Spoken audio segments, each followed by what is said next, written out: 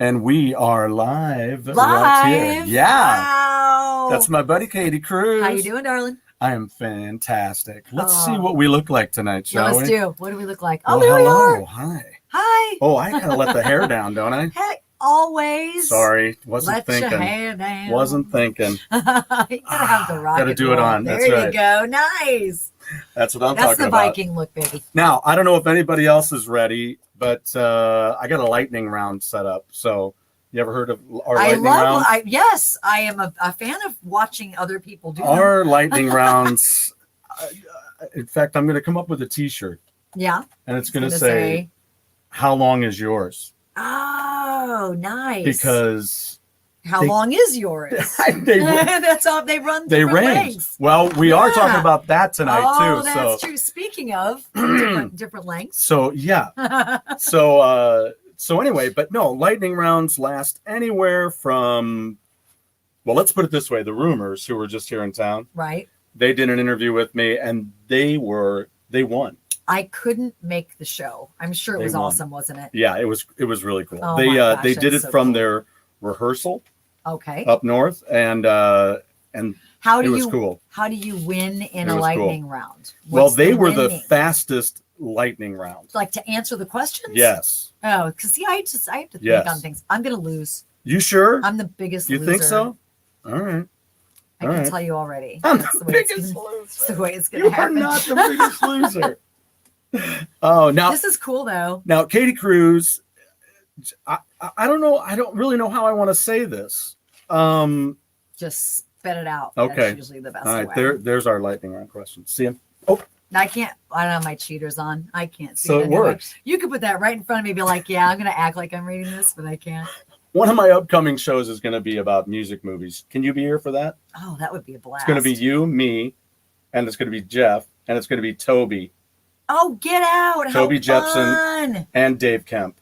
Oh, that'll from be Wayward Sons. They'll both be here. I love those guys. Well, I mean, I don't know those guys, but I act like I do. You will. We play 4 of their songs on the radio station, so it's awesome. You were a huge help to me with that. Oh my God, they're awesome. Year. They're great. They're great. I'm so glad that we had a chance to meet up at the trivia night, and that was really amazing. And you all were inducted into the St. Louis Rock and Roll Hall of Fame, right? Yeah, as I was on the way here, as I told you, I got a call from Smash. Yeah, because I consider us pretty good friends. Oh yeah, and great friends, I guess. Yeah, and it's always great to talk to him. But yeah, it was really cool because when I had first gotten into St. Louis radio.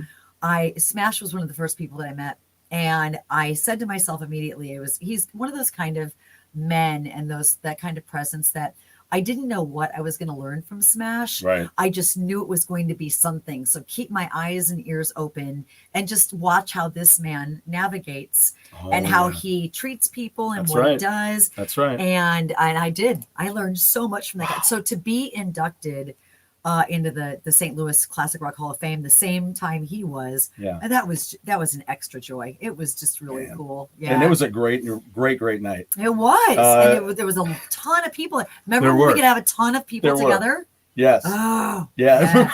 Yeah, that's it. Absolutely. Soon. I do remember those days. Oh gosh. And they were great, and they're going to be great again. They were great. As far as I'm concerned, they're great right now. Exactly.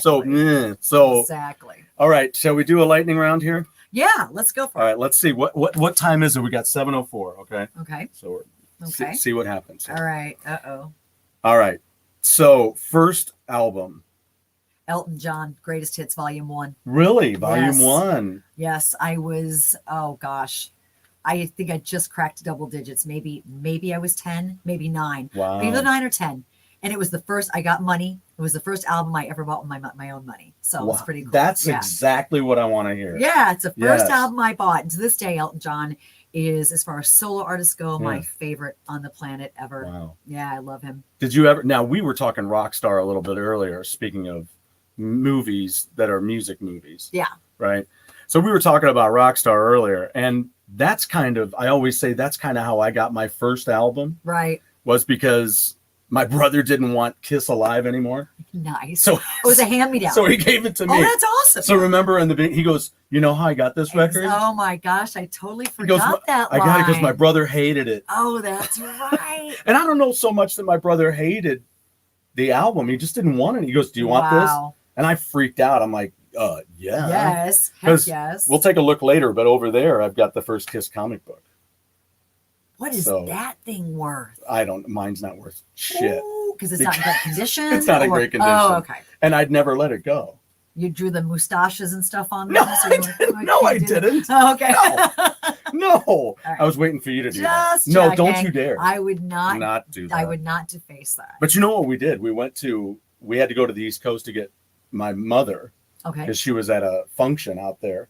And so we drove out and they had a Marvel comic store. Nice. Which was like the holy grail. Dude, I am a Marvel. I'm a part of the MCU. You know, you earned yourself a hug right there, you know. I am a part of the MCU, dude. Oh, that's beautiful. Yeah, it is beautiful. That's beautiful because I'm Thor, you know. So that's good. I know that's you perfect. are Hammer. See that's it. That's it.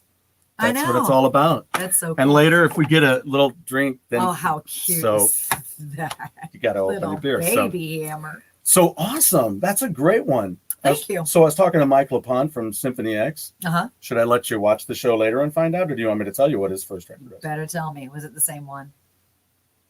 It was, but in the way that it's pronounced Village People. Oh, the different spelling. Yes. Okay. The one that the music isn't the same. The different emphasis on that. I got the you. different syllables, right. He and I are right there. I love it. First concert you went to? Styx Grand Illusion. Shut up. My mother bought the ticket. This is the funniest story. So I was in the 8th grade and I get called to the principal's office. And I'm like, I'm a good kid. I was like, square to this day, probably kind of. But anyway, so I get called to the principal's office and the woman has at the desk, principal's desk, has my mother on the phone. And my mom is like, honey, I'm here at work and my friends are going to see that band Styx and somebody can't go. And I know you like them. Do you want to go to see that Styx? And I was like, yes, Mom, I do want to go see that Styx. And I'm 11. So these, God love them to this day.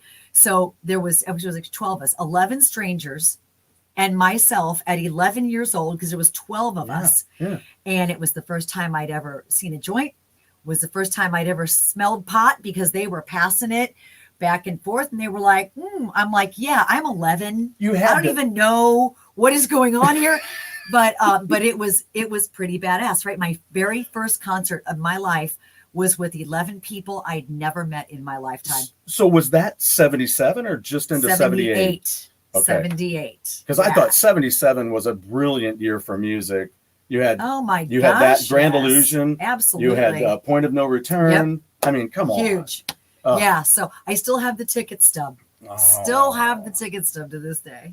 Wow. Yeah, isn't that wild? You have to send me a picture of that. I'll have to. I got to dig it up. Dig it up. It's in my grouping of crap I've got to organize. It's crazy.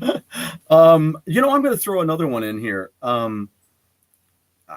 because I just realized I didn't have one here. Who was your first music interview? Dave Matthews. And really? Let me put that. Okay, so let's say in major market. I'm trying to think of who my first music interview, believe it or not, it may have been Toad the Wet Sprocket when I was in small market in Warrenton, Missouri. Wow. At 99.9 was where I started. But my first, it was funny. It was actually Big Head Todd and the Monsters and Dave Matthews. Wow. Came to town and we still had the Katy Real Rock Cafe. Yeah. So we would always go over there and everyone would flood over and it was really a great place to do so. And so, I take that back. Correction. Big Head Todd and the Monsters. Todd was my first interview, and then Dave Matthews sat in the same seat. So it was kind of like the microphone passed to him right after. So yeah. Wow. So did them both at the same time? Yeah. Well, pretty much. I mean, they sat side by side, and we finished up with Big Head Todd and the Monsters, and then Dave kind of slid over a seat, and then we chatted. So yeah. I have to add on to that. Okay. Just because lightning rounds don't have to be short. Of course not. What was the most your interview that you were like, I can't even believe that I'm sitting across from Gene from this. Simmons. Really? Was really, well, actually, yeah. Gene, and not that I was such a huge fan of Gene, because at this point, I'd actually kind of somewhat become friends with Paul, because, you know, Kiss would come around about every year. And Paul Stanley is a really super, super nice guy. Right. And he would come in and he and I would do the morning traffic reports when he was in town. Yeah. Well, I had never seen Gene Simmons, but you guys can imagine Gene's so smart, and we know that. And he's so arrogant, and he's so, he's so cocky. Did she say arrogant? Newsflash for everyone out there. Spoiler alert. He walked in, and I mean, when Gene looks at you, he kind of looks at you, then through, and it was such an interesting, I guess, I don't know, situation. Right. I didn't even know what to do or what to say, because he's so freaking brilliant. You don't want to screw that up. But if we hail back to the fangirl in me, I am a fan of Gene's for sure. The fangirl in me, he was my back in the days of Bon Jovi, all the girls were always gaga about John. Richie Sambora. Right, I was going to say, you're a Richie girl. Oh my God, Stuart, you know, how'd you know that? Yeah. So Richie was still is my guy. And I was sitting in, I knew he was coming in for an interview. He was coming in to promote one of his very first solo album. Yep. And we were playing the first track. And I was sitting in the office that you have to get to before you get to the main studios. Yeah. And I'm just sitting there and noodling around on the computer. And in walks Sambora, and he sits right in the seat, plops his legs up on the desk. And he's like, "How's it going?" I'm like, "It's going good, Richie Sambora." I mean, it was just like, but the actually, Wayne's World moment. It was. Oh my God! But he was really cool, and we just sat there and we just shot the poo for a long time. Now, funny amendment to that, I guess, an extension on that is, I had met John and Richie briefly when I was at my station in Warrenton, 99.9. Myself, we were a two-girl morning show, and so we both got passes to go backstage. And this is back in a heyday. This is 91. This is 91. And so myself and my girl Sheila were back there, and it was Richie Sambora's birthday. So we had walked in with balloons. We're dorks. We've got balloons and a cake for Richie's birthday. Like, he cares. You can get away with that. Oh my God. So you can get away with that. Here's what I'll never forget. So John Bon Jovi comes through the crowd. He sees two dorks with this stuff, and he walks up and he goes, "Beautiful women bearing gifts." Thank you. Right. Well, this is a wonderful day. I will never forget that. And we were like, and so he's like, we're like, "I'm sorry, John, this is Richie's birthday." And he's like, "Oh, hang on, let me go get him." So he goes, grabs him, brings him over.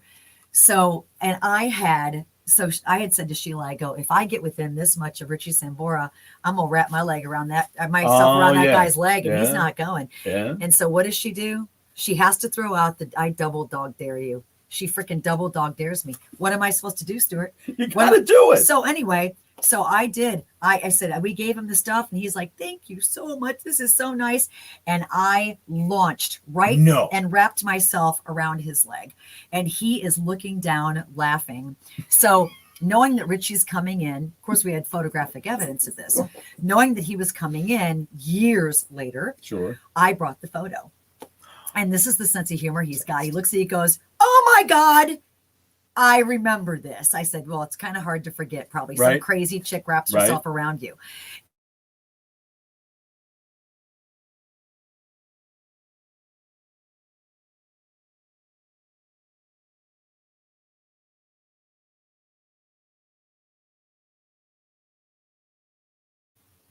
Why? Why does it have to do that? There it goes. Okay. All right. So as he was leaving then, and now he's married to Heather Locklear. He's happily married man. Yeah. So I said, "Richie, come on, man. We gotta do 2.0 here, sort of a thing." And he was like, "Oh, my wife's not gonna like that." I go, "Your wife's Heather Locklear. Do you think she's going to give up about me?" Right. So anyway, he's like, "Let's do it." So there, I've got both of them. So I'm going to frame them like, side by side like this. So it was pretty cool. Besides, she's with Wayne in a clearing.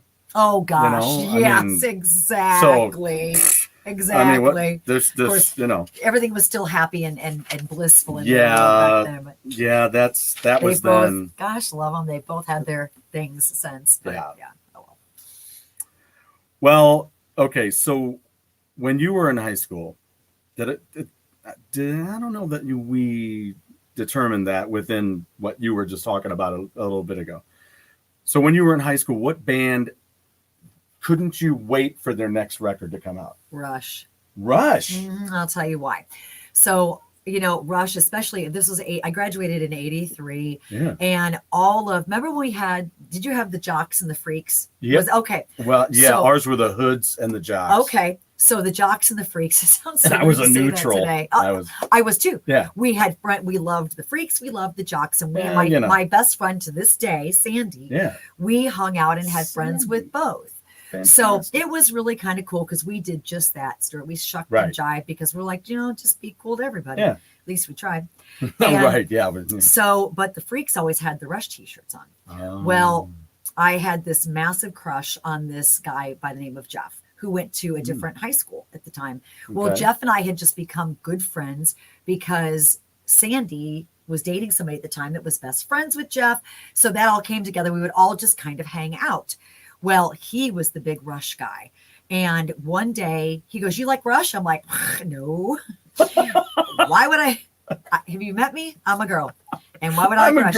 I'm a girl. And why would I like Rush? On. So he goes, "Oh, that is it. You sit down right now." And he put on Subdivisions and he pulled out the liner notes. He pulled out all the lyrics. Wow. And he goes, "We're going to listen front to back and see how you feel." And from that moment on, it's my favorite band of all time. Really? Absolutely. Favorite band of all time. Did I have a personal question? Yeah. Did you have some weeping when we lost? It was, I was just, I don't think I even moved. We're stunned.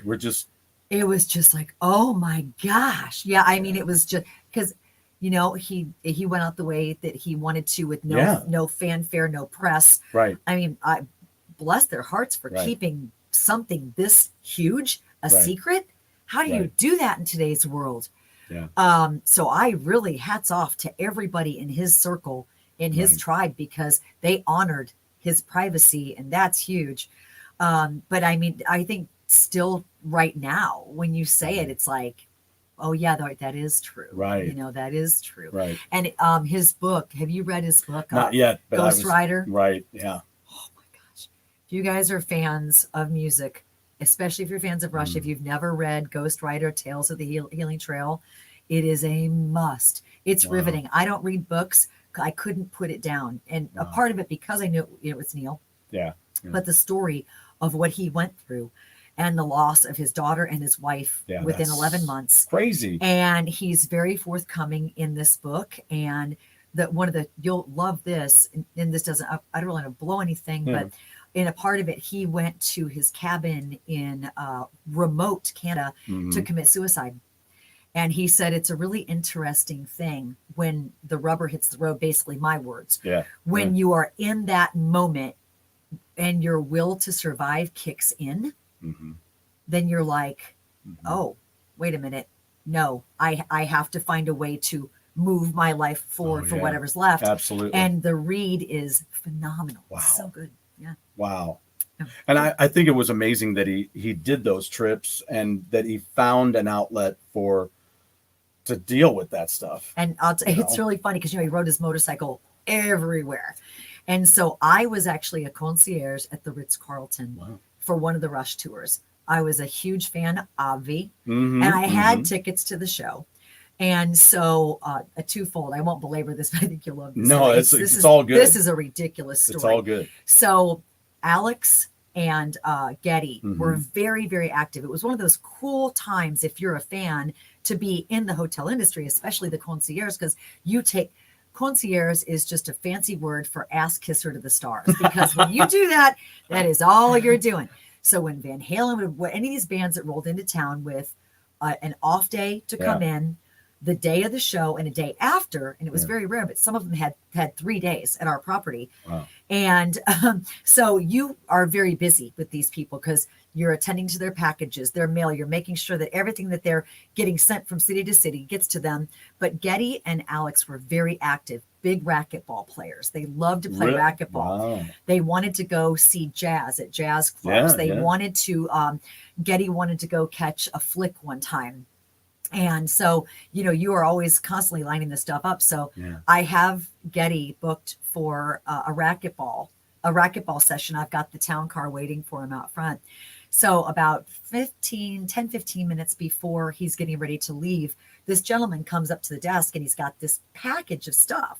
And he's like, excuse me, miss, is Getty Lee staying here? And I was like, when you're at a high-end hotel and privacy is king, here's the standard answer. I'm so sorry, sir. I'm not aware of any guest staying here under that name. And blood, it wasn't under that name. They use their funny names anyway. But you don't give that information out, right? Yeah. It's part of the high price tag. Yeah. Nobody narks at your And name. I do have 2 little anecdotes for that. Okay. But go ahead. He's like, oh, I'm sorry. What I mean is, I know Getty's here because I was his driver back and forth from the show last night, and he left all this in my car. Oh my God. So I'm like, what did he leave in the car? I'm like, okay, I will be happy to deliver this personally. So I grab up this bag of stuff and I'm like, okay, Getty's not down yet. I'm going to go ahead and just run up and see if I can catch him before he leaves. Yeah. So I've got this bag of goodies and it's just a paper bag and I'm holding it like this, right? And so the elevator, so I see the floors coming down and, all of a sudden I was out of my mind and I ripped the bag open and I shoved my arm in the bag and it goes ding and the doors open and I go like this and I fly into the elevator just as Getty Lee he's putting his racquetball glove on. So my head is down, his head is, and we smack. Oh no. We hit noggins so hard it tosses him back, tosses me back. He grabs me. Oh my gosh, sweetie, are you okay?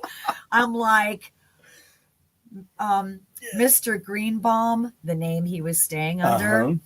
Mr. Greenbaum, these are the items you left in the car last night. Would you like me to take them to your room? And he's like, Catherine, because you go by your proper name. Sure. Catherine, that would be fine.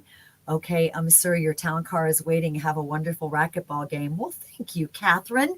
And now, one thing you cannot also do, it's a big rule, is you cannot call out or address or, do any fandom stuff because that's not what they're there for, right? And you are there to serve. Yep. So I lost my mind again, Stuart, and I'm in a skirt and a blazer, and I went, Getty! And I shoved my leg and my arm into the elevator.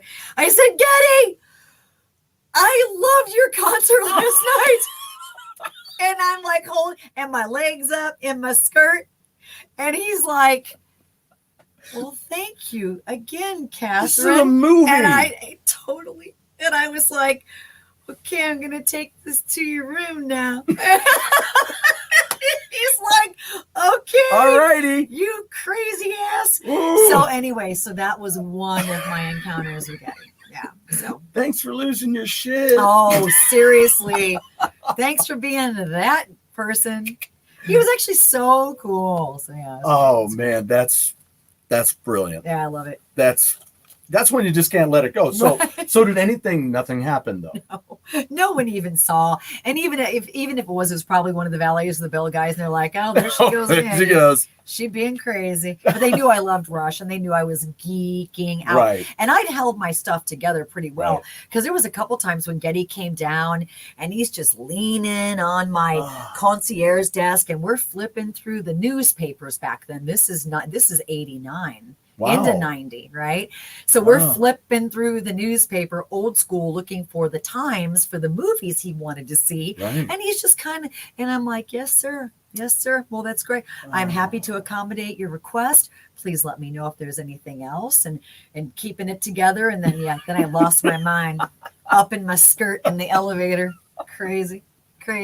It's so stupid. Oh, that's brilliant. That's great. That's yeah. I've had those moments where the 2 times I've had it happen twice where I've called the hotel. Okay.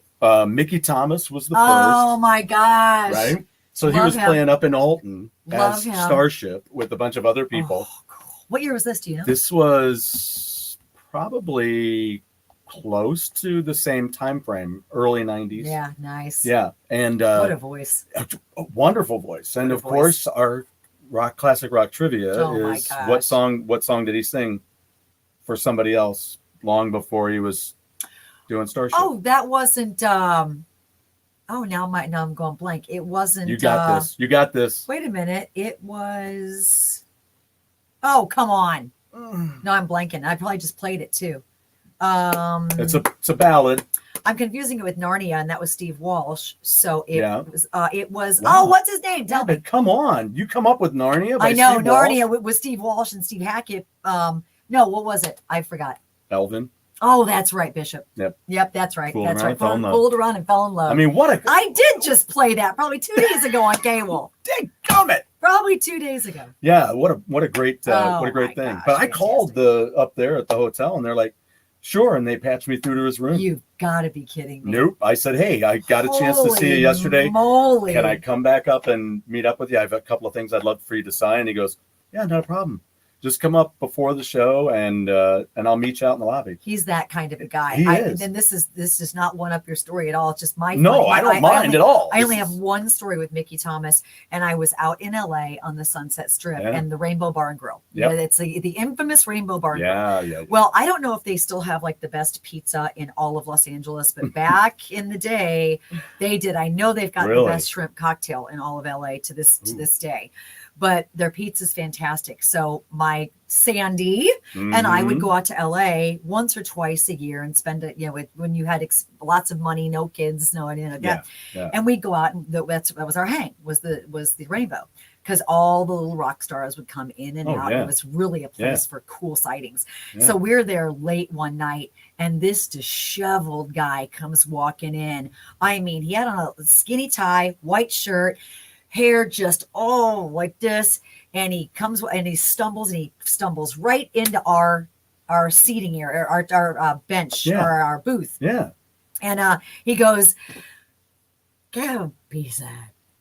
No. And I said, "You sure can, Mickey Thomas. Go right ahead." And he's like, "Oh, I gotta have something to eat." I said, "Yes, you do. Yeah, you sure do. Why don't you take 2 slices, And call me in the morning." And his buddy's like, "I'm sorry, man. We've been partying and we got to get his butt on a plane. He's got to go do Live Aid." It was the night before they flew out to Live Aid. Wow. Yeah, it was pretty wild. So anyway. Wow. That's my one story. That's awesome. Yeah, right.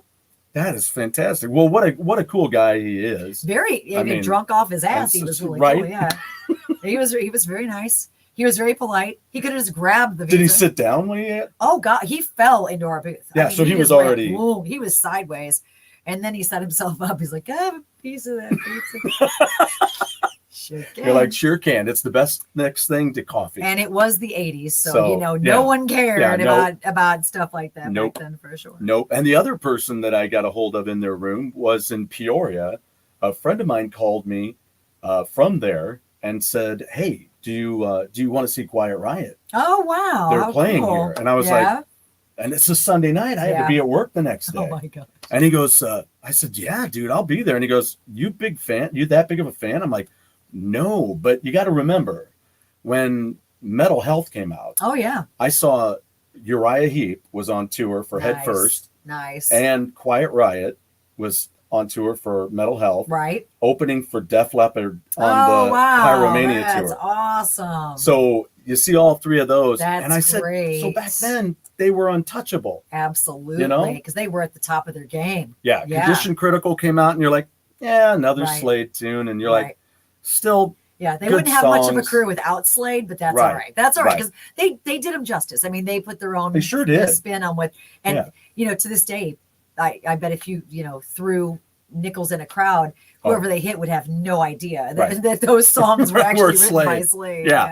Yeah. And and another thing about Slade later, but they were there. The third album I said was pretty good, had some good songs on it still, but no, I mean, after that Metal Health, nothing touched it. Yeah, it didn't. And I said, but now they're coming to the Infirmary in Peoria. I said, they're touchable. Nice. I just want to say hello. Sure, and it was that absolutely. Metal Health lineup. That's awesome. So I'm like, yeah, I gotta go. That's cool. So I call the hotel. I find out where they were staying. Call the hotel. They patched me right through to Kevin's room. Isn't that something? Talking to Kevin. He and seems like he would have been a really cool he dude. was super. They all were super I'm cool. sure. I mean, you know, you've met Rudy, right? Yes. Rudy Sarzo. Yes. He is a sweetheart. Super. I mean, it was very much in passing. It was kind of like one of those fast meet and Oh, greets yeah. when you do shake, shake, hi, hi, shake, shake, hi, hi kind of a thing. But yeah. They all seem like cool dudes. If you ever have a chance to meet up with him again, I mean, he's a dog lover and nice. he's a big advocate for adopting and all that stuff. So that's cool. Awesome. But no, he was like, you know, I just had a little issue with somebody at a hotel like this. I don't know if you heard about that. I go, no, I sure didn't. And he goes, so I don't do that anymore, you know? That's funny. And he goes, but you know what? Bring everything you got to the gig. Oh, that's I'll great. sign whatever you want. And they did. That's wonderful. They were all hanging out. So it was a wonderful show. That's cool. Last question. All right. If you could be a character from a movie, who would you be?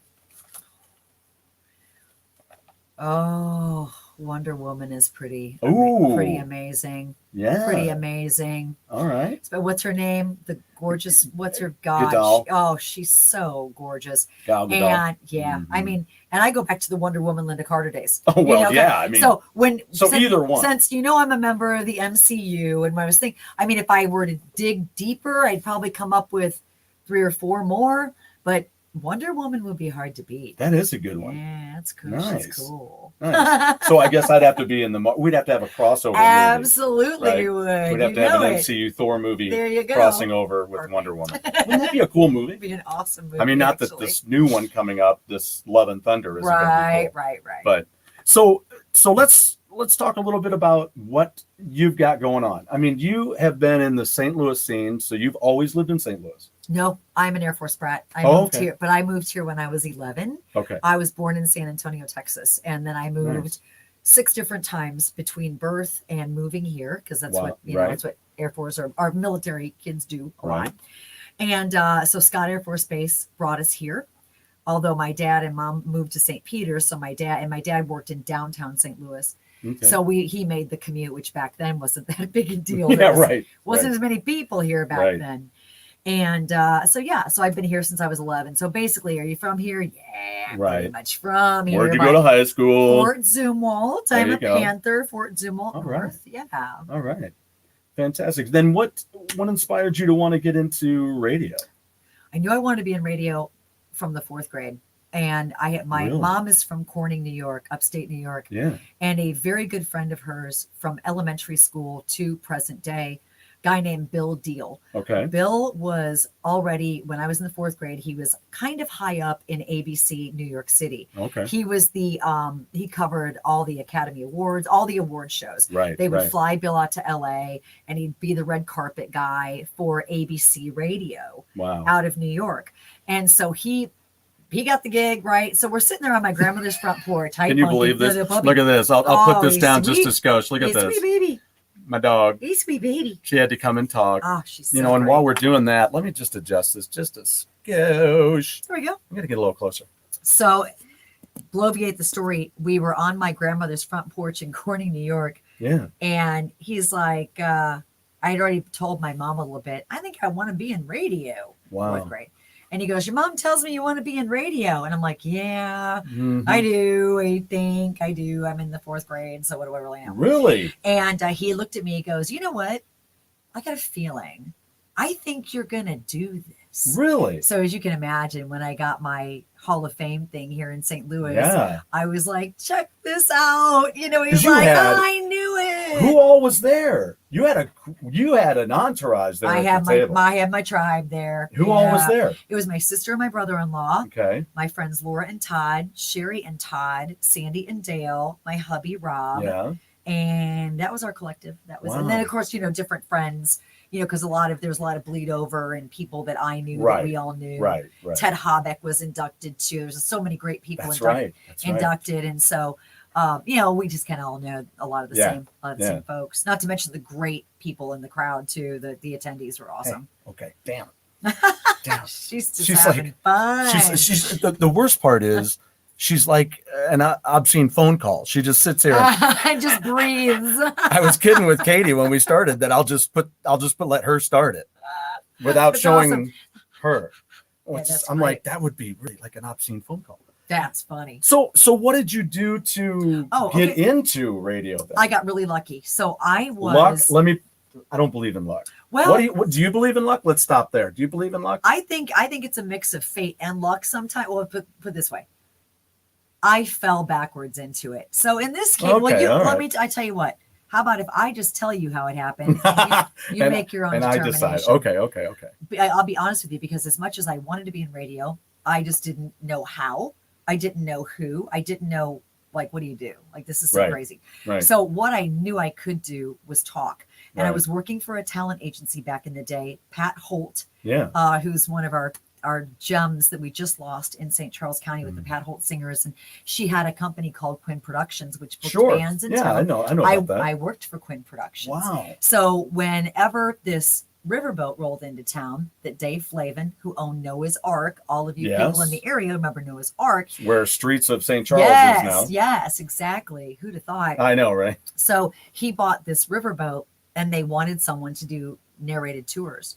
So I went and auditioned, and I got the role. And they said, okay, cool. Well, we can't wait to hear it. I'm like, hear what? They're like, oh, you got to write it. So I spent the next 2 weeks writing it up. And that's what I did every day, 7 days a week. I would narrate these tours. And so the reason I fell into this bass backwards is because one day, it was the 4th of July, and we did these 1 hour narration excursions every hour and a half. You just rolled it out because there were crowds of people, right? Yeah, so we did these things all day. Just so happens that the general manager of the Ritz-Carlton, which was just opening, said, wow, I think you'd be a great employee. I want you to call me. I was like, wow, okay, that's cool. At the same time, there was a gentleman on there who was with Hot 97 at the time. All right. And he said, wow, you're really good at this. You should get in radio. I was like, what? Really? What? So I worked in tandem. So I did an internship with them. And because I was still going to school as well, in college as well. Right. So I was working college, working their internship through college, and then doing my Ritz-Carlton thing. Yeah. And I got sticking your leg in elevators and So sticking my leg in elevators and all that stuff. So when I was doing my internship, it was Hot 97 at the time. I had gotten to be pretty decent friends with a few of the air personality, and they came to a screeching halt.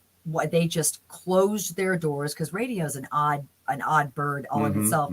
Even back then, all of a sudden, boom, we're not going to do this anymore. They shut the doors. They fired everybody. Well, 99.9 KFAV in Warrenton hired this guy by the name of Cat Michaels, who I had done primarily all of my internship with. Yeah. So 11 months into my Ritz-Carlton career, I get a call, and it's Cat. And he's like, hey, we're here. We've got a great crew. You want to get in radio and get a paycheck? And I was like, boy, howdy. Yeah. So I turned in my 2-week notice and went over to there, and this all started. Wow. Yeah. But see, okay, so let's reflect now on luck. Okay. What part of that are you telling me is luck? I didn't even try. I didn't work for it. But you did work for it. I mean, you did the job, right? I was a pretty good narrator of sightseeing cruises, I guess. And so, but I was kind of discovered. You know what I mean? Like, right. So, I mean, but you were still doing. Oh yeah, I was still working. I was doing a communications job for sure. Yeah. I mean, that's always my point, because when these things happen, you're doing what you got to do. Oh yeah, sure. And you were doing it well. And I was doing what I loved. So yeah. Right. So I don't know. So you had a passion for it. So they read that, and then they think, suppose, she's got a great personality. You're right. I mean, I wasn't sitting behind some desk, pushing papers around, hoping to get found in radio. Right. The fact you never even think you're going to get found for something. Right. unless you're super hot and you're walking down the street and they say, hey, you should be a model. You know what I mean? That happens all the time still. Yeah. But yeah, so I mean, I just consider it, maybe it was the guiding hands of fate. Maybe it was a little bit of luck and perseverance in doing what I wanted to do. So I mean, a little bit of everything, I suppose. And now I remember when I got into radio in '86, I was doing, I ended up at a top 40 station, and it was right by my college. Okay, cool. So it wasn't a college station. It served the tri-state area. Oh, nice. So we were up where against, this was up in Canton. Now it's 102.3. Okay. I'm sorry, 102.7.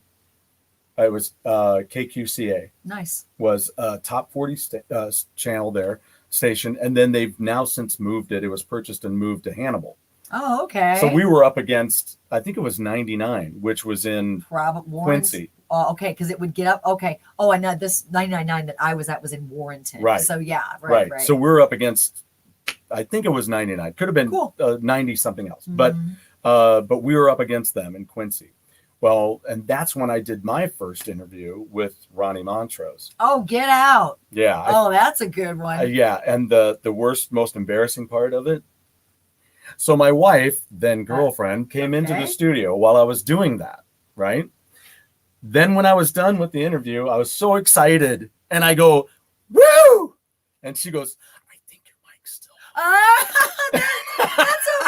That's cool. Oh, it was. That's totally fun. That's not embarrassing. That's it's great. kind of embarrassing. I don't know. I mean, it was like natural expression. Of course it was. Your listeners probably dug it. They're like, wow, that was really cool. Except for those 3 other guys that are like, what a weirdo. What did I just? Oh my God, I just talked around. So, you're fanboying hard. Right. Yeah. I mean, but but I about flipped out doing that. So that was my first interview. That's a big one. Yeah, and it was there. It was, again, I could walk there. What is the craziest? Oh my God, I've got to be on the air.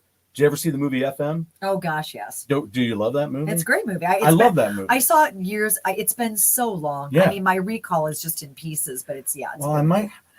Nice. You can go home with that tonight. Nice. That's my thank you for being here. Can you find it? It's not on Netflix, is it? Probably not. No, but you can get it on Blu-ray actually now. Oh, that's cool. Yeah, so you can get it there. You can also, I have like multiple versions. If you look right over there, I have laser discs. I have it on laser discs. But I never saw that. Did you see the movie when it came out? Yes. I did not. Oh yeah. So I had the soundtrack. Oh yeah. And the poster, and had nothing visually to attach that to. So then got married, moved into a house over in St. John area. Right. Went to the Schnucks there, and they had used videos. Oh, nice. Right? Used videos. Anybody love looking for used? I love it because what did we grow up doing? Looking at records that were cutouts, right?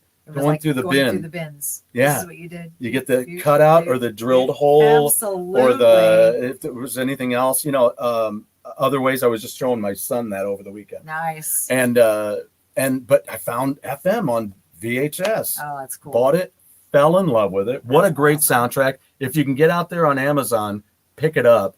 It's an amazing show. It is a great one. It's a lot of fun. It's not completely realistic. Right. Stacy Keach. Right. Yeah. Stacy Keach getting stoned in his office. Like, they always take liberties like everything else. But, yeah. It's all right. But, I mean, there were a lot of things that were. Absolutely. Very much. There were things that were pushed over the limit. Like when Martin Mull locks himself in the studio and they have to shove the transformer out of the way and they have to get in there. That doesn't happen like that. That doesn't happen. But a lot of the other life within it was a lot of fun. Absolutely. Especially, how about that moment when he leaves her, Cassie Yates, leaves her alone with Tom Petty. Oh God, I forgot. To finish the interview. I forgot all about that. It was you guys seem to be having such a good time. Forever. You guys just have fun. And then he steps out and she's like, yeah, so. And that was very true to life because you had DJs that would pull that kind of crap all the time. or they thought it was fun to try to embarrass you in a situation like that and just leave you hanging. Oh yeah. So there were a lot of things, and the failed,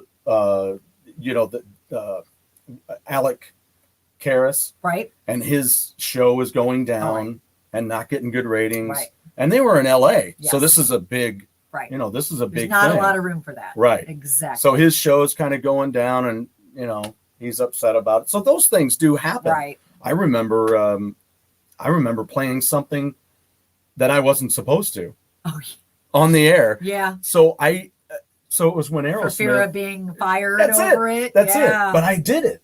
I had to do it. I knew we had it, right? And Run DMC had done the Aerosmith tune. To Walk This Way. Right? Mm-hmm. The video is huge. MTV is huge. And I'm getting calls on the weekend. I worked only the weekend. People had to hear it. They wanted to hear it. Uh-huh. But it was shut in my program director's desk. Oh, so you kind of found a way in? Well, it was open. Nice. It was just open. Nice. But I knew we had it. And who am I to deny my Can't listeners, deny the people. right? And it was It's what already. the people want. Thank you. And it wasn't like they never did the video. The video had never You shown. said it was huge. It was huge. And I'm like, you know what? Zip, zoop, No, that's boom. great. He calls me in, and on Monday he goes, don't ever get in my drawer again. Stop And I'm like, it. okay, dude, but because radio and records is what we went by. Exactly. R&R. R&R. That's right. And I was the like, R&R report. I am not waiting for this. Right. People want to hear this. And you got to strike hot. That's Right. program directors Right. sometimes. Yeah. Oh. And head DJs. Yes. What was the Yes. worst conversation you ever had? Did you ever have a bad conversation with somebody at a station because of something that you did? Oh yeah. I didn't get in trouble a lot, but I got in trouble big time. As a matter of fact, this is the dumbest one. And look, I had a great life in corporate radio, and there's a lot of my friends who still have a wonderful life in corporate Mm-hmm. radio. Mm-hmm. I choose differently right now. K-Wolf is privately owned, and I cool. haven't talked to our owner in probably going on a year and a half. He's that hands off. Wow. So we play what we play, we say what we say, and it's a copacetic world for everyone. But it was right after 9/11. And the phones were going crazy. It was the weekend after 9/11, and people are still like in shock and what happened. Yeah, that's got to be And wild. a Being in the listener media. called and said, "Can you please play Metallica's Don't Tread on Me?" Mm. And I was like, "Hell to the yeah, Mm-hmm. I can play Metallica's Don't Tread on Me." Mm-hmm. And man, my hotline lit up. The program director goes, "What CD is this?" Metallica. You take that CD, you as soon as the song ends, you take that CD, you put that on my desk, and you be in front of it at 9 a.m. Shut up. Yeah. Had no freaking clue what the song was or what it meant. Oh, So then he's like, not in format. Why did you play this? Ooh. I said, do you know the words, Yeah. dude? Do you know what do you understand Right. that it's an expression of what people are feeling Right. right now? Right. And he sat back and he looks at the words. He's like, oh, okay. Well, don't go off format again. I'm like, don't go off format. It's a freaking Metallica song. Right. So, but it was off format. So I got my butt chewed. Yeah. Yeah, but come on. I was real lucky. That's like my only bad story. Like, I guess there might be a few more, right. but I can't think of one right now.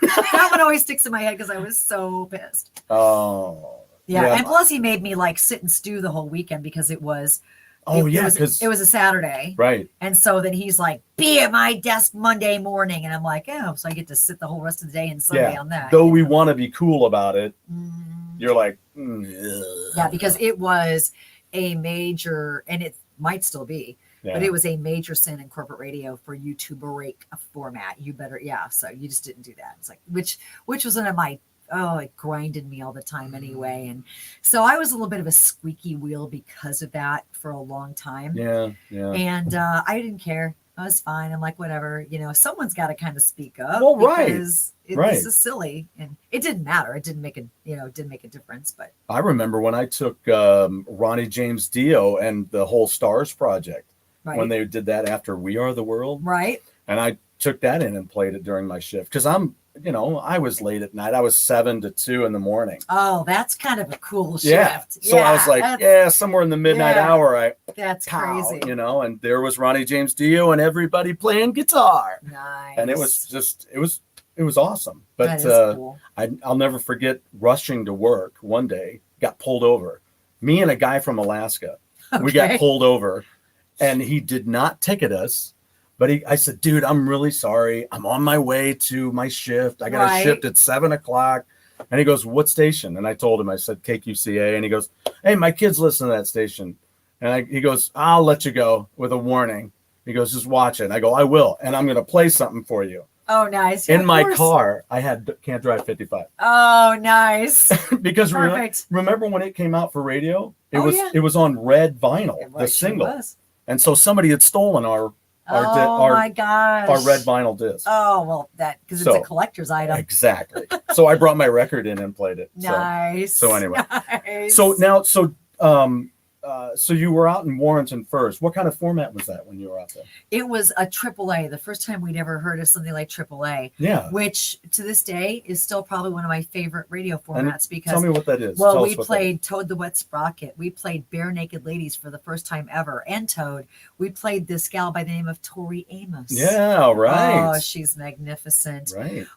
We played all these bands that they were one-hit wonders you'd never know right now, but it was very adult leaning, adult alt at the time. Right. And it was just fantastic. Wow. So now, it was were really you cool. able to just throw in whatever you wanted? No, it was still programmed. They still had a program? It was still programmed. Okay. Yeah, but I mean, it wasn't, we could still have some fun with it. I mean, it was, and if a new artist was rolling in, or if we got something, because it was a small radio station, so we all worked together. And Sheila, my friend Sheila, was the program director at the time, and she'd be like, hey, I think this is going to be a hit. Throw this on. It'd be something like Barely Breathing by Duncan Sheik or something like that. That's kind of where we lived in that. And it was awesome. Yeah. Wow. Yeah. So now what's up with that station? They're country now, country format. Yeah.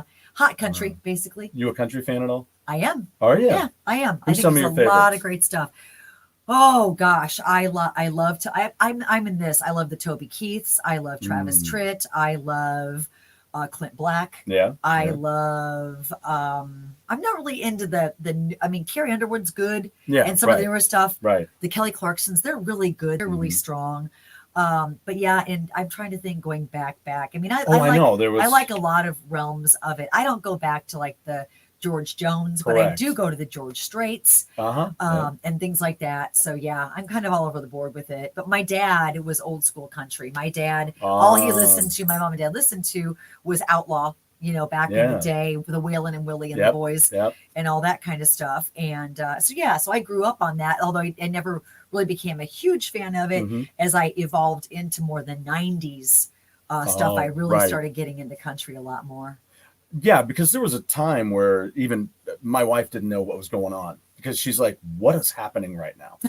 Because I worked for a trophy company and every Wednesday was country day. Oh yeah. So you got to know what was going on. So I started getting to know it. And that's when Little Texas had their big hit. Absolutely. And Garth Brooks. And actually my brother got me into Garth Brooks. I still like him. He's great. But I don't like the early years. I like those 3 records in there. Rope in the Wind. That's right. In Pieces, and whatever the last one was that was in there. Oh. There was The Red Strokes was on it. Whatever that one is. The Red Stroke, what a song. Oh, yeah, I know, right? Gosh. Killer. He's just fantastic. Yeah. And I've never seen him live, have you? No, I've never seen him live. Nope. I've not seen a whole lot of country stuff live. I did see Toby Keith live. And I actually have seen George Strait. I've seen Toby Keith. And Alan Jackson. So I have 2, and they were all very good. And I mean, they're magnificent live. I mean, that's kind of their roots. That's what that's the thing. That's what they love. And they're really cool people. Like in the world of even in corporate radio, it was always the thread that, like, for me, dealing with the classic rockers, they'd already been there, done that. 95% of them were fantastic, and they'd talk to you about anything and just sit and hang. They were just cool. When you got to like the newer alternative, like the people that are on The Point and stuff, those kids still were just like, had gotten a grip yet, and they still thought they were all that. And, but you always heard from the country folks in radio, oh my gosh, we've got the nicest artist, the coolest people. Right. And still today that rings true. I heard that they don't make much on the road if you're in the crew, you don't make much. Much with country artists. They don't pay as well. Interesting. Yeah, that I don't know. Yeah, it's kind of wild. But anyway, so then you moved into Katy when? 94. 94. 94. What was the vibe there in 94? was At amazing. being somebody on the inside. It was radio in general back. Now, I wish I would have. I hear the stories of the 80s, if you can imagine, because all that stuff about payola and Coke and all, it was all 1000% true. So by the time I had gotten there, they had fallen somewhat out of that being cool, or that being acceptable. So there were tougher guidelines, but it was a whole different day. Even though you had the corporatization was heavy. I mean, it was in full speed, because it was about mid 80s that corporate America went, wait a second, we think we can make a lot of money with this FM radio thing. Wow, FM. Yeah, exactly. And they did, and they made banks filled with money on FM radio. How'd the DJs do at that time with that? Great, pretty darn good. I mean, the appearances is where you made a lot of money. So salaries were extremely livable, but then all those things you did outside of that was pretty big money. I made a ton of money doing those. Swimsuit, oh my gosh. Oh yeah, I bet. The amount of money I made in swimsuit competitions is stupid. But I loved it. It was great fun. And you saw the real change. I say that radio was probably one of the best jobs on the planet in the from about 85, well, probably even the 70s when it was growing. Let's take from like 75 to, oh, they didn't make money, to probably about 2002. Okay.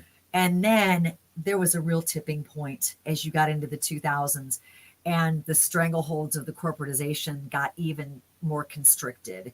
And the ivory tower suits came in and decided that they started to know even more than people living in those cities knew about programming, which is why then, people aren't stupid, and they could feel what was happening. Yeah. And 500 song playlists and all this kind of stuff. And, it especially here in St. Louis was such a unique culture.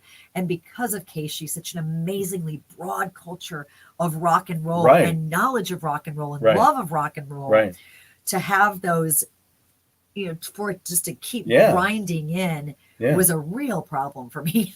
It was a real problem for me. And I had a hard time not saying it was a problem for me for here and there, as I would imagine alluded to before. I would imagine. But look, it provided me a great life. And it was my stepstone to what I have now, which is just as great a life. Right. I'm kind of like in a situation right now where you would have been in like 1985, because the owner of K-Wolf is like, I think jocks should curate, as he calls it, curate their own show and do their own thing. I think that's the only way that the personality comes through. Thank you. Right. And all that kind of stuff. Right. And man, we've been so lucky, because in the world, we've got the world at our fingertips right now, Stuart. I mean, our phones are our window to the entire world, and YouTube and all of the access that we've got to everything. Right.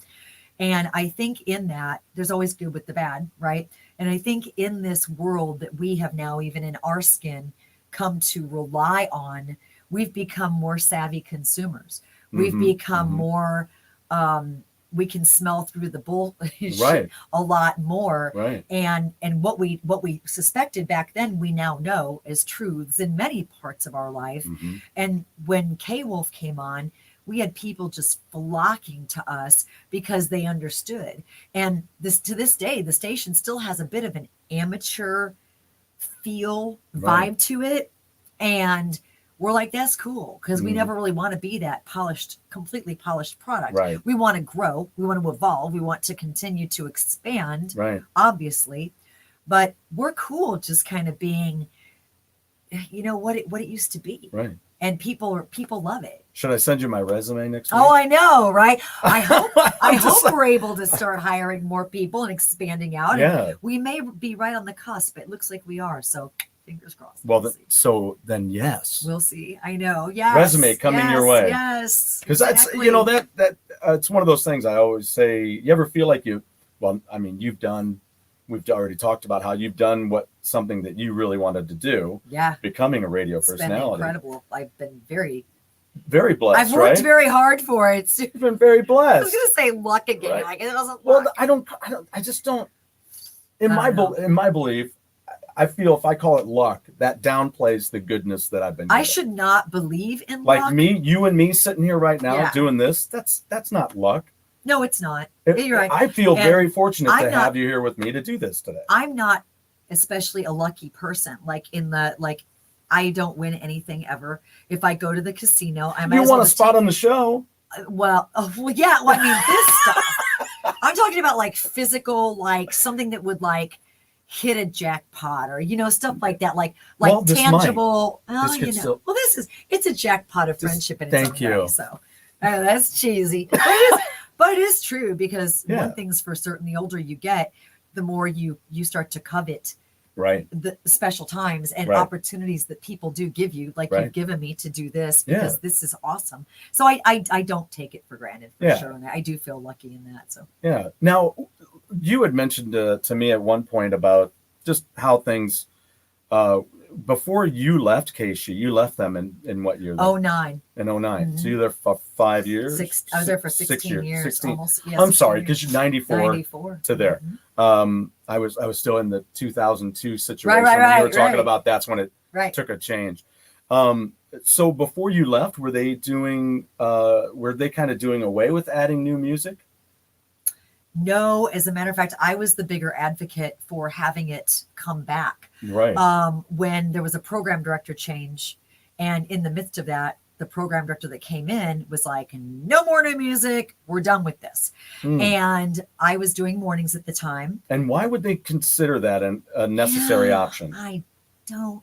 Is it just too hard to go through all the music and figure out what they want to add, what they don't want to add? And it shouldn't be, because if people who are programming a radio station, that should be your job. That's what I'm thinking. You'd think seeking out new good stuff and helping. I mean, come on, where would the Zeppelins of the world be if everyone had that attitude? You know what I mean? Or whatever. What about the people who don't seek out the stuff that already exists and has existed for decades? So I'll tell you how this went down. So I am getting ready for work one day, and because I was up at 4 a.m. And I forgot it was some music channel that did videos back at like 4 in the morning. And I would always pop that on.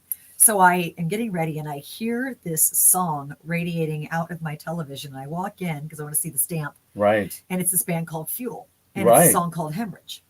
And I was like, holy moly. So I went into work and I said, Rick, I need you to seek this song out, please. I just want you to hear it. And so he goes, okay, here's the record label. Have them send us a copy. So I called him up, said, please mail me this. A few days later, I got it in the mail. And I walked into his office. He goes, state your case, counselor. And literally I said, you need to listen to 2 minutes of this, and then I will state my case. And I did. And he goes, you know what? I think you're right. So let's trickle some of this in, starting with this one, get it on the air right now. I was like, oh, okay, that was easy. So yeah. Wow, that's great. So so then you're moving into you get into the K-Wolf thing. Let's just talk about how you guys are going about bringing your playlist together of music. So what we did was we stole from the best of all the worlds. Obviously, we reached back into the 60s and found, choice cuts there. Obviously, we could probably dig a little bit deeper. And then the 70s and the 80s and the 90s and the 2000s. And then every week, myself and Gordon, my operations director, one of my first friends I made at Katy, ironic how the world, Gordon Atkins, we sit once a week and pine through all this music and pick what we think. It's just two opinions, which is kind of weird, but I think love for you to have three. Got a little bit of a grasp. It probably wouldn't be a terrible idea too, because the more the merrier, right. The more the better, even right. More perspective. But and then we just started blending it all together. And I will be honest, when I was at Katy, a lot of people were very, very upset that station had abandoned the foundation that built them. Exactly. As far as the classics go. That's exactly the way I feel. So we had a whole library of it. So we were like, well, shoot, let's just start putting these in the mix too. So we went from all that stuff that were a lot of the building blocks of what we know today. Right. And Katy is to thank for all that. I mean, make no mistake about it. They are absolutely 100% the reason that these songs are what they are today. Right. But we fold them into everyday rotation, and it's real. And then we threw in the reason we threw in Americana. Do you guys know about Americana at all? Yeah, let's give us a quick rundown about that so we know. Americana is a hybrid, and it's kind of all over the place. It's the cachet format right now. So they're trying to throw everything from new Tanya Tucker to stuff that truly is Americana, like a Jason Isbell, all in this same stew when it comes to new music. Wow. So that's what we have to root through a lot of that, because Americana is like rock and roll in the 70s, where it went everything from James Taylor to Zeppelin, right? Okay, so in Americana, we're kind of seeing this weird lean again, and it's not really correct. It was cool to blend that all together back in the 70s because we were all growing and learning, and we weren't throwing things in specific buckets, narrowed buckets, right? The silos were way bigger for what, like you said, James Brown was just as acceptable, or James Brown. Get in the hot tub. James Taylor, I gotta get in the hot tub. Go get wet. Here's myself. I go get sweat. Hey. So James Taylor. I heard a story about him too. To all the other harder rocking stuff. Yeah. Well, we're still finding some blending of those genres because someone like Jason Isbell, who you may or may not be familiar with, huge Americana artist, put Chris Stapleton, today's a name you might understand, with Whiskey Myers, Cody Canada, Cross Canadian Ragweed, Cody Canada, The Departed, Roger Clyne and the Peacemakers, another big one. All of these bands that have these phenomenal songs but have never had any sort of a legit terrestrial platform. Yeah. So these are the guys and gals that are grinding it out. The Tedeschi Trucks Band. Oh yeah, right. All of these people like that, just grinding it out, gig to gig, to make their living. But they're so freaking good live that they do it, know. And so the owner of our station, the owner is a huge Americana fan. And he's like, they have to have a voice. Yeah. And so at first it was like, well, how do you put Def Leppard with Jason Isbell? How do you put a band like Cross Canadian Ragweed? Google them, they're magnificent. Or Cody Canada and the Departed or Tedeschi Trucks Band with Van Halen, with Judas Priest, on paper, it's like, with Wayward Sons. Wayward Sons, absolutely. And these bands that just have that great sound.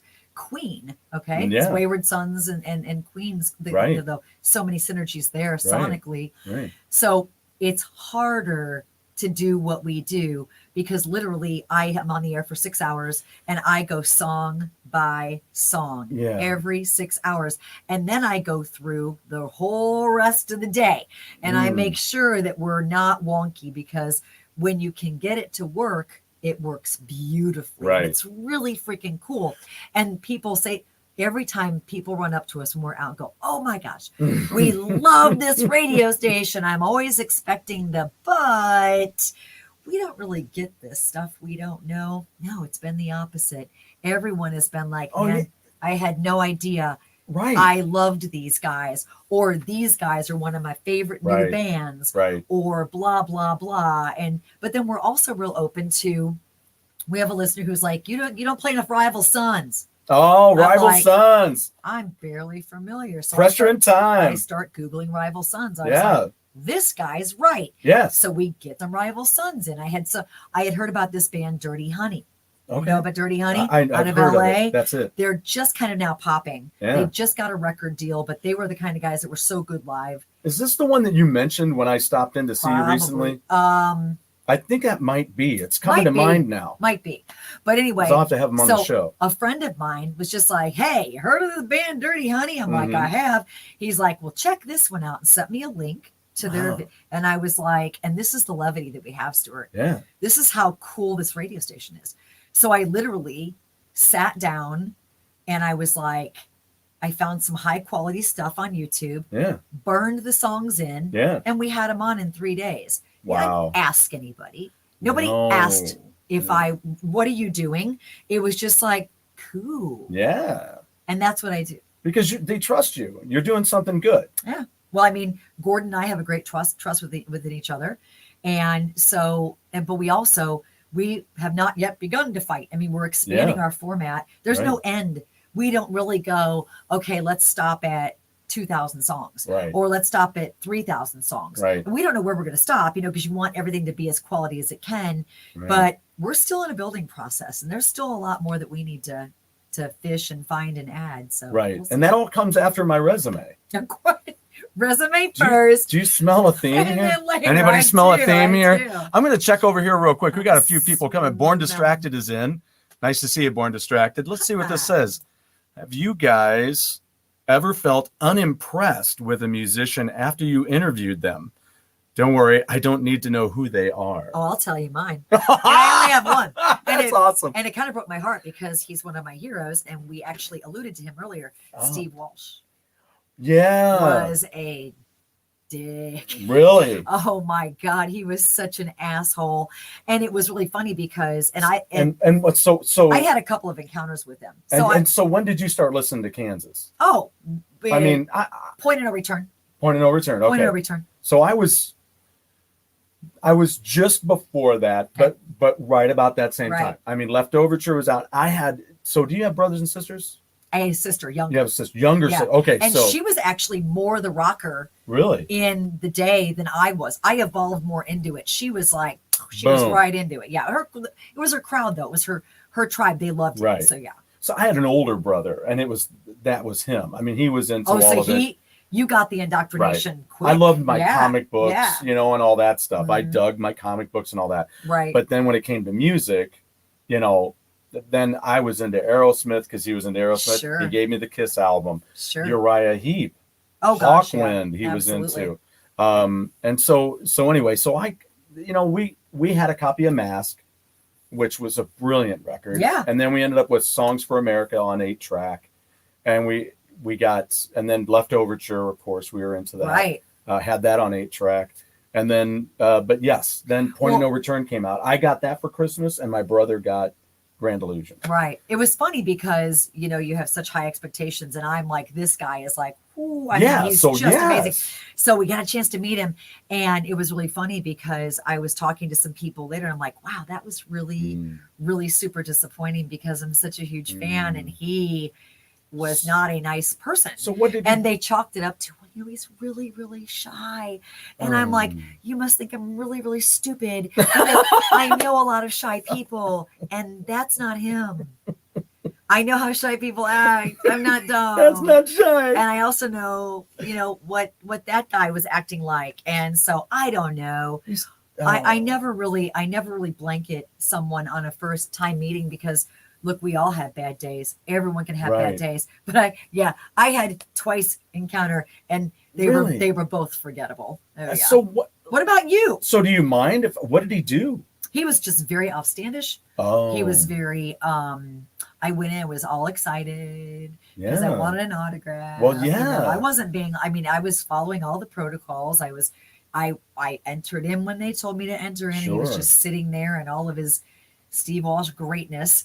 And he didn't even speak to me. And I was just like, so I kept trying to say stuff, and he was just like looking at me, just looking at me. And I'm like, could you sign my little pass? And he was like, and I went, okay, well, you know what? You seem like a very busy man. So I'm going to whoop. Gotta go. Well, I'll tell you, the second big, go ahead. I tell you, a bigger jerk than him. Oh.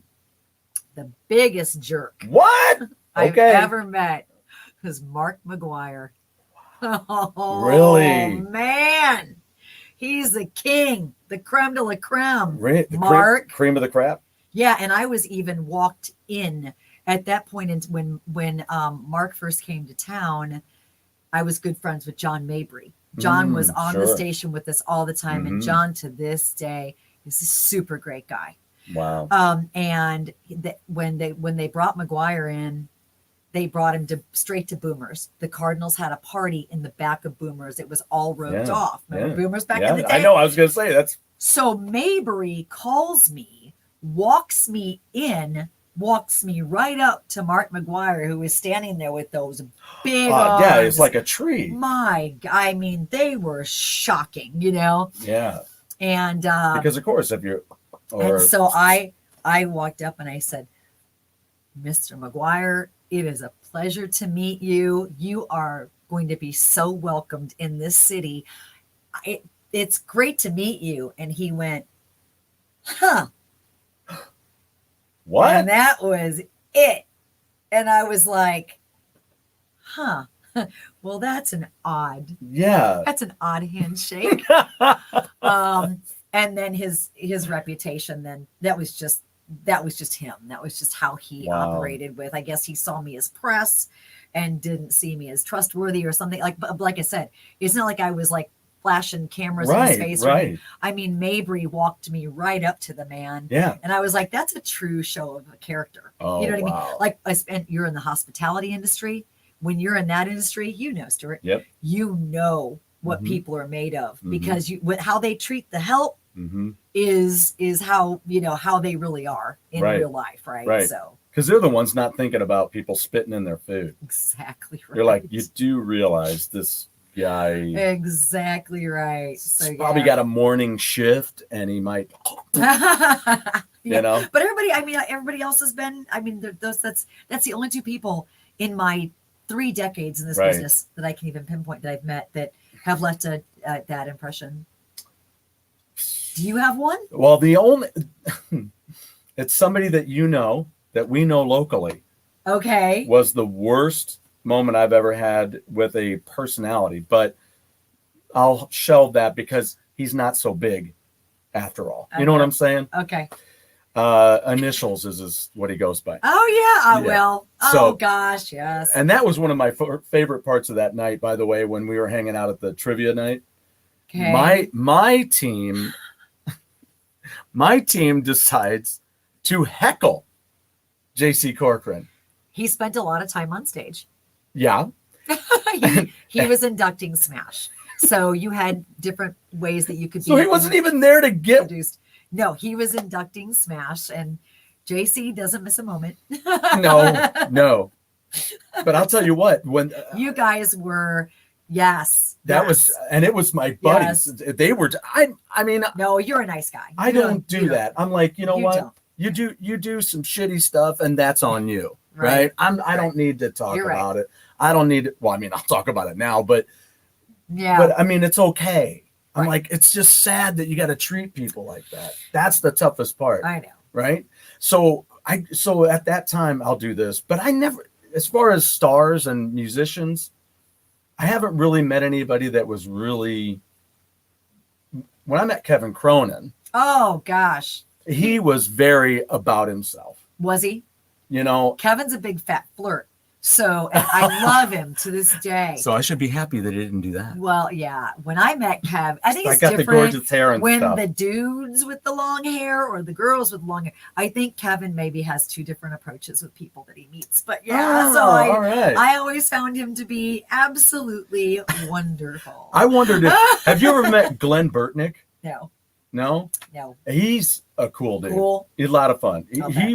Because it was Styx and REO. Yeah. And they played down at the Savis, I suppose, whatever the hell it was. I call them whore buildings. Oh yeah. Because it's whoever's shoveling money in, that's what whore name they throw on it. That's true. Right? You're right. So at the time, whatever the hell it was. We never know what the name of it is. I know, and I hate that. I know. Do we hate that? I mean, I didn't even grow up here. Do we still to this day all call it Riverport? Keel Auditorium. I know that's terrible to say because these people do shell out money to keep these venues alive. Yeah. So out of respect, I try to keep them straight, but it's hard that's a sometimes. Good point. Thanks for raising that point. Well, but I understand the frustration because we all have it, because sometimes just when we get it nailed down, it becomes something else. Right. And it's frustrating as a consumer, but you're like me, Stu. I always try to find the positive, the happy side of things. Like, what's the upside here? So yeah, there it is. So that is true. All right. So all right. Yeah, right. Yeah, right. They won't get away with that for long. Exactly. But no, they were having all of the Rams, right? They had different Rams. In fact, I've got the poster I'll show you over here. Oh, nice. That I made And when the Rams were going to the Super Bowl, all that stuff. Nice. Right. So I got autographs on it and whatnot. So I was taking that around to the different Shell stations. Okay. Because they were having the Rams at different Shell stations. Okay. And JC was there one night. And he said something to me. I was saying something to him when he just turned right the hell around and walked off. Yeah. That's not nice. I'm like, okay. Piss off. That's such fine. a hard time because and it doesn't ruin my life. I mean, obviously. No, but you know what? But I'm like, wow. Regardless if it's somebody who you listen to on the radio or a next door neighbor or whoever it is, we all remember those moments. It's the old adage that people will never remember what you did, but they'll always remember how you made them feel. Right. And that's 1000% true. And it can be just those little things. Yeah. Look, I'm not going to lie. My husband has the exact same story as, not really a turn your back, but he's got a story that really bummed him out. Yeah. You know, about JC. And to this day, still affects him because he was such a huge fan of the morning zoo. And you do feel like you get to know these people. Right. You do know their lives. You do know, and there is intimacy is beautiful because if it's allowed, the intimacy that you get in the years that you develop these relationships, and it is a relationship. It is. It absolutely is a relationship. Yeah. And you've got to be real careful with that. And some people just don't realize that you can hurt people and you do hurt people when you do that. And so obviously I've never had that situation with anybody in the business, but I guess that's because I'm a peer, but it still does not excuse that for me either, because we've all had that experience. Absolutely. Someone's done that to us. And it just sucks. Absolutely. So, yeah. Wow. Well, okay. Well, but I guess Kevin was the only thing that bummed me out when I was at Styx. Christine, I did an interview with JY. JY has always been my favorite. He's cool. And when I interviewed him, I had to tell him, you know what? Every time a Styx album would come out, that's my favorite tune. I look for the JY tune. Sure. Miss America. Miss America. Right. Snowblind. Put Me On. Was one of his. That's great. You know, and so every album, Great White. And that smile too. Oh, yeah. He's got a smile. If you guys have probably seen, he's got a smile for days. He's got like a Joker smile. He just really does. He's got all those big white teeth. Yeah. He's so great. But he's so smart. He's very intelligent. He's a very nice man. Yes. However, I did learn that he and I could probably never hang out. Oh, really? I mean, I remember I was like, here, can you sign this? And then I pull out, because I had some photos, because I had a photo pass for the shows. I interviewed him and I went to 2 shows. We went to Peoria and then we went to St. Louis. And while we're in St. Louis, Todd Zuckerman, the new drummer. At that time. Right. 96. Wow. He looks at me and he goes, hey, you're going to be in Chicago? I'm like, let me talk to George and find out. I don't know. A member of Styx wants to know if I'm going to be in Chicago for the final show of the tour. Nice. The one that they recorded for their video for the Return to Paradise. And I'm like, so I talked to him and he says, yeah, I can get you guys. Okay. So we go up there and I'm standing there and I have these black and white photos now that my friend back home helped me do. And I give him a silver pen. And he goes, oh, I hate these things. Can you give me something else? I go, well, that's all I've got. It's fine because it's not like those other ones. Well, I don't know. I just say, I hate these things. And I'm like, okay, it should be fine. Just go ahead. Just go ahead and sign it. And okay. So he signs it. Just do this. Yeah. He signed it, but I'm like, okay, damn it. It's funny that he had such a hatred for your silver Sharpie. I know. I'm just like, that's hilarious. Just look at it. It's not one of these paint pens where it's, hey guys, these things always. Oh, that's funny. And I'm like, I can see, he's a real dude like that. Like he doesn't really put on any airs like that. So I can totally see him like, these things frustrate me. Yeah. I was really lucky because if you remember, he was, Brett Michaels did a little bit of an intro for me and congratulations. And then JY actually inducted me into the St. Louis Hall of Fame. So that was really cool. Wow. That's amazing. Now, I need to let you get going because we're having a great time, but I'll have you back. Let's just have her back. What do you guys say? That would be great. That'd be awesome. So, and of course you'll have my resume. Of course I will. By the time I walk out the door. Thank you. I'll just like slip it in your back pocket. You sure will. No, I really don't have them printed yet, but I do. Hammer of Thor. I'll just slide that in her pocket. It's a flash drive. Nice. Just put that in your computer. How convenient. How? That's awesome. So what I want to do is have you finish up, Bo, telling us you're doing podcast stuff. Just launched the teasers for a podcast. Because I got to know about it. I didn't even. Back in the day, one of the first chicks in radio is a girl by the name of Terry Siegel. Mm-hmm. And Terry is she's just a brilliant talent in the fact that she's unabashed. Mm-hmm. She's got stories to tell.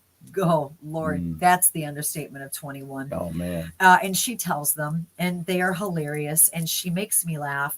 And we come at it from a very interesting perspective. So it's Kruze and Siegel. Oh. And I know, and Kruze is Kruze, right? And then the capital N, and then Siegel is the podcast on Facebook. If you guys want to, sweet, to find it, I gotta check it out. KRUZENSEIGEL. So we're trying to. It's so dopey to say like do a come together thing, but here's the hook and crook. She is a left-leaning Jew. I am a right-leaning Christian. Mm-hmm. She's Russian. I'm Italian. We see the world through different lenses on a lot of different aspects of life. Sure. But we just, it just folds into each other and it just works. So how long have you been friends? Oh, gosh. We had a radio show on it was called The Woman station back in the day, 1380 AM, and it lasted for about 4 months. But it was, the chemistry was immediate. That's how we met. Smash put us together on the radio station, and the chemistry was immediate. We became instant friends, and we had always had this dream because we knew the show. There was something to the show, and we always wanted to find a conduit to be together again and try to create some laughter again.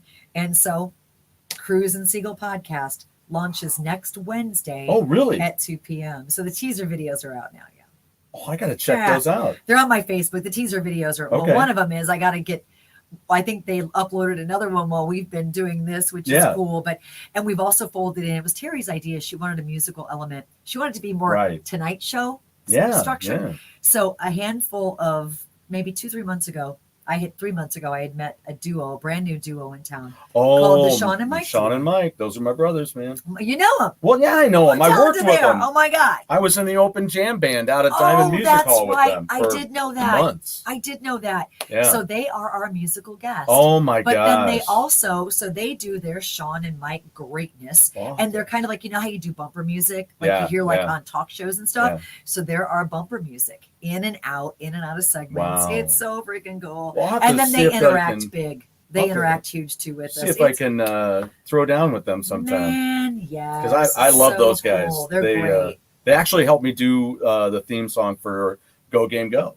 Oh, that's right. So I wrote it. That's cool. And then Mike and I performed it together. Nice. And did it. So that's fantastic. That's outstanding. Yeah. So you'll really dig it now for that element. Well, yeah. But the fact that initially the concept was, and it's shot beautifully. Terry pays to have expert production in matte with Outlaw Media. Unlike me right now. And no, this is so fun. I love this. And by the way, this is a lot less expensive, but you still get the bang for the buck. Yeah, well, I still want it to be better. You know, this is the homegrown version. Yeah, well, she decided to pull some triggers and invest in what we've got with this. Yeah. So it looks beautiful. It sounds beautiful, and we hope that people dig it. And I want it so much, not even for me, which sounds weird. Mm-hmm. I want it for everybody involved. Mm-hmm. Terry is such a great talent. Mm-hmm. Matt at what he does with bringing this all together, and then the guys, you know, and their talent. And initially, like I said, it was just going to be, they were just going to do the musical interludes, but then they've got so much great perspective too. Mm-hmm. And so you've got Mike and myself and Terry, the old people. Then you've got Sean, the 27-year-old. Oh yeah. And then you've got Matt, the video guy, who's got the microphone too, in his early mid 30s. So it really kind of rounds out perspectives. Yeah, it gives you a huge meld. Yeah. That's so it awesome. became a 5-person cast, which makes it even better. Wow. Yeah, I'm excited. I hope I hope people find some entertainment in it. Yeah, that's pretty cool. Yeah. Well, I got to show up now. There you go. Because those are Mike and I don't know. I didn't know Mike until last year. Yeah, he's a super cool guy. Totally. And he and I, oh my God. You were probably ships passing decades. Yeah. So Guy got the gig at doing out there at Diamond Music Hall, doing the open jam, which still goes on. It's going on right now. Yeah. Actually, they're getting ready for it. They where are you? They've already started, actually. That's cool. It goes 8 to midnight. Nice. So Guy got us in on that, and he goes, I got this guy named Mike McQuett. And I was like, okay. So never met Mike. Show up for the gig, and there's Mike, and immediately we're like brothers. Super nice guys. And when we brought them in, because when you start anything like this up, there's no money. Nope. You know what I mean? You're just trying to see if anybody even gives a shit. First of all, that's your goal. Right. Does anybody even care? So we created 6 episodes, and bless their heart, we brought them in somewhat last minute. And they came in and just said, it's cool. We're just going to do this. And what made us so happy was after we had done our first session and done a couple of these, they were like, this is awesome. We're in. Exactly right. So that made us feel good too. Like, wait a second, maybe there is something here, because when you've got people giving of their talent, giving of their time, which is generous, beyond generous, because we're all really busy these days. Exactly. And for them to be that excited, I was like, oh crap, I hope we're onto something here. Maybe we are. So we'll see. Wow. Yeah. Well, check that out then. Yeah. I'll get all the information. I'll put it out on the Facebook page to push that as well. Awesome. Thank you. And then also go out and check the Sean and Mike show. I mean, these two guys are amazing. The first night that we had the open jam, Sean came out just as somebody to sign up on the list and sing. I heard him, and as he's walking across, I'm like seeing this skinny guy go walking across, and I'm like, I said, who's this guy? And he goes, well, that's my singer from Foreplay. So they have a band together called Foreplay as well. Right. So go check them out. They do Boston stuff, which they do all the corporate rock. They do freaking Maroon 5, Bruno Mars. They do all kinds of great stuff. Because Sean is an amazing vocalist. He's a tenor. Yeah. And, tenors are I've always been drawn to tenors because of what they can do vocally. Oh, Yeah. If you want to see a dude sing Heart, like Ann Wilson. And in the original key. Yes, exactly right. It's crazy. He's like, I sing alone. So I'm like, really? You're like, no, you don't. And then he's like up there, and I'm like, what are you doing right now? I know. And then there was subsequent women that came in and have sung that song as well. Oh, yeah. And I've played bass on a couple of those. That's cool. and stuff. Not always right, because I'd never played it before. Right. And that's the thing about jam bands. But oh, sure. Oh, dear Lord. Sean got up there, and I was just like, okay, he's going to sing. He's a guy at a jam band, Holy hell, just opened his mouth. I'm like, exactly right. And then Guy Where's this coming from? I know exactly where it's coming from. It's coming from that little, he's got nothing but power. Gift. It's just a God-given gift. It really truly is a talent that he was just born with. See? And Mike sings like a bird too. Oh, I know. Mike does the high harmony. He's like Michael Anthony. Yes, he's like, he is. I'm like, he's got that freakish Michael Anthony range. But you know what? It's like volleyball. Do you play volleyball? No. What? Too short. Oh, come on. We need people like you down there, though. I'm too short. No. Plus, it makes my hand hurt. I am pain averse. It does that, though. I am pain averse. You know what my motto is, Stuart? No pain, no pain. That's my Stuart. That's my Stuart line right there. No pain, no pain. Unlike me, who just must have broken my that's pinky why. the other day. See, it's still, I don't know. It's going to be like that the rest of my life, I think. Awful. I'll tell you about that later. I try to avoid that. They've already heard the story. Okay. All of our millions of viewers have already heard that. But anyway, Sean and Mike, they're really amazing. I know that what I was going to say is when it comes to volleyball, I like to play with people who are better than I am. Sure. And I'm an average player. Yeah, it makes you a better player. Right? Exactly. Yeah. And they push me and I watch what they're doing. How the hell do I never get a good spike? And I see how they set up. So it makes me better. So performing with Mike and Sean, we got into doing Hair of the Dog. Oh gosh, which is one of my all-time favorite wow. songs. And yeah, I'd never played it great. before, but I'm figuring it out on stage and going, hell yeah. And still not doing it exactly right, but I figured it out for later. Noodling through to figure out what you're doing. Figure out what I'm doing, right? So we get it. But then I get up to the mic with these two guys, and all of a sudden I'm doing the chorus. And I'm like, okay. Where's this coming from? Right. That's cool. Because you're playing with people who are have a lot of passion like you do, and they're pushing to that level. That's awesome. And then I'm just like, wow, that's really cool. That's way cool. But then the worst part is when you have another night and you play that same song, and all of a sudden you're like, I just gotta take the magic when it happens, man. I'm like, I just had it. What happened? That's so funny. But anyway, that's the way it happens. Well, thank you very much for spending some time. Thank you so much. I mean, this was great. I've loved it so much. And thanks for hanging out. I'm really happy to hear about your projects. Well, thank you. And it's if you want to stream the radio station terrestrial, we go from 270 west, so you can find us at 101.7 FM. Really west, you can find us at 104.3 FM, but you can stream us anywhere on the planet. It's k-wulf.com. Cool. And I'll make sure I have you write all that stuff down or send it to me, and so I get it all right, and we'll put it in. So, cool. Well, hey everybody, thanks a lot for joining us on Hammer Away. Remember, give us a subscription if you're loving what you see. And this is what it's all about. It's not about just rock star stuff. It's about how we all are rock stars. That's right. We love rock music. We love music. We just want to see it keep growing, because there's still people out there making great music. Don't ever tell me that people aren't doing it. They are. Because they're making great rock too. Rock is not dead. It is not. It's far from it. It is not. There are great bands out there, like even bands from from Europe. There's plenty of bands out of there. And even my mother-in-law, before she passed, God rest her soul, she was like, they just don't sing like they used to. Have we ever heard that lately? Or they don't play music like they used to? But they do. But the corporate world doesn't let us hear it on the radio. You have to seek it out or listen to shows like this. That's right. And we'll turn you on to shows like this. And radio stations like yours. Please do. So we'll get it on. We'll get it going, and we'll keep putting it out here for you on Hammer Away. We'll keep talking about it. Love you guys. We will talk to you later, and have a great evening.